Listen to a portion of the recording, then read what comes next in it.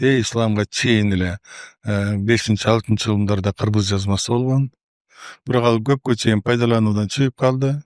Кийин мына бул жерде Караханиттердин доорунан баштап араб тамгасы киргенден кийин араб тамгасын биз кадимгидей мындай жазып, окуп пайдаланып келгендигибиз чын. Бирок кыргыздар жана айтпадымбы? Араб тамгасын бул жапырт, жалпы түрдө кийинчерээк гана кабыл алып калды. Мисалы үчүн 17-кылымдагы кыргыздардын каттары, элчиликтердин каттары, документтери бул негизинен ушул араб тамгасына жазылган.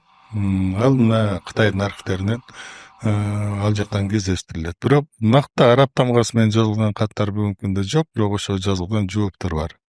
Ошон үчүн биз баягы араб тамгасы биздин андан аркы дүйнө менен байланышыбызга чоң жардам берди.